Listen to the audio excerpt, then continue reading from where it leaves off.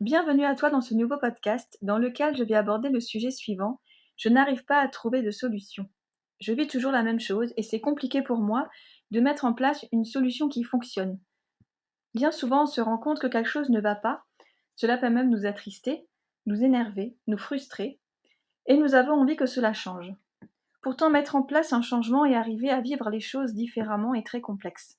Je t'explique pourquoi tout de suite.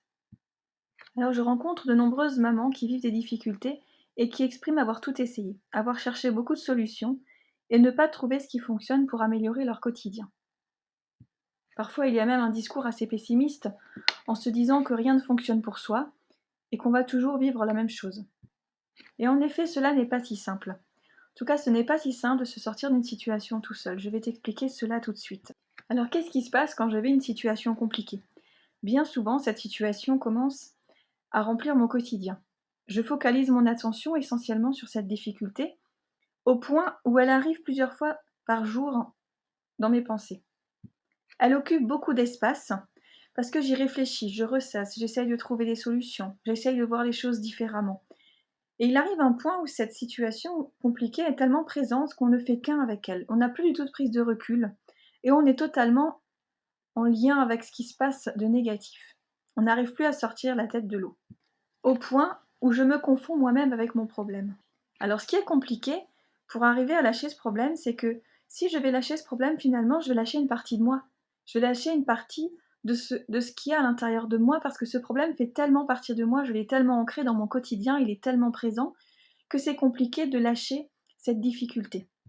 C'est difficile à vivre de se dire que je vais devoir mettre de côté une partie de moi. Ça, c'est vraiment très complexe. Parfois, ce n'est pas un phénomène conscient, c'est quelque chose d'inconscient qui se passe, mais c'est comme perdre un morceau de soi.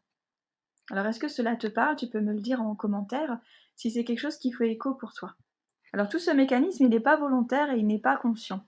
Souvent, ce n'est pas ta volonté de rester dans ce problème, mais ce sont des mécanismes et des fonctionnements humains, des automatismes qui se mettent en place dans des habitudes et des routines.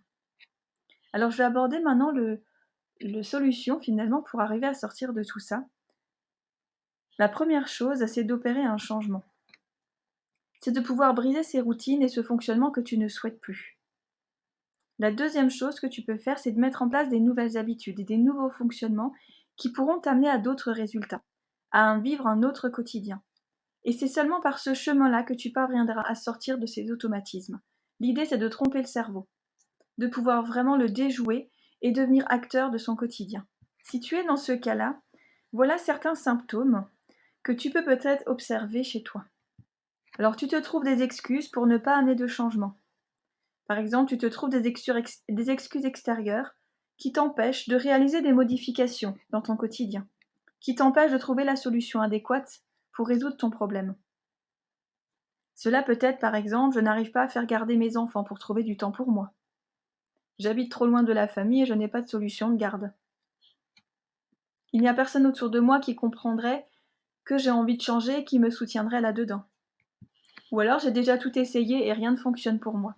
Il y a plein d'excuses, de pensées, de croyances qui vont se mettre en place dans le fait que tu n'arriveras pas à vivre les choses différemment. Mais tout cela, c'est vraiment ton cerveau qui le met en place et l'idée, c'est de déjouer toutes ces pensées et croyances pour arriver à modifier ton quotidien et à vivre la parentalité que tu as envie de vivre.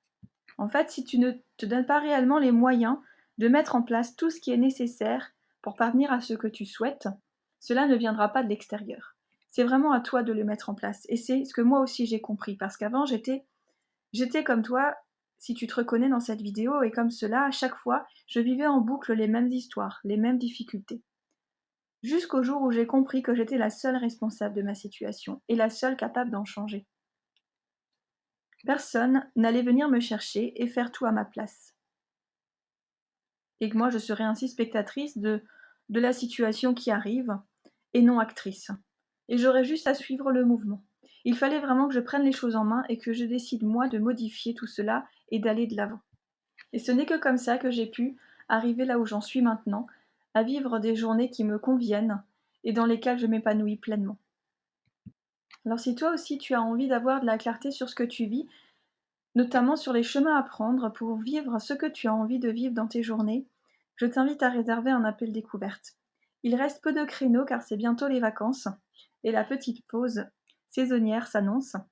Donc je t'invite à réserver rapidement pour ne pas manquer ce temps, pour bénéficier d'une heure de temps avec moi.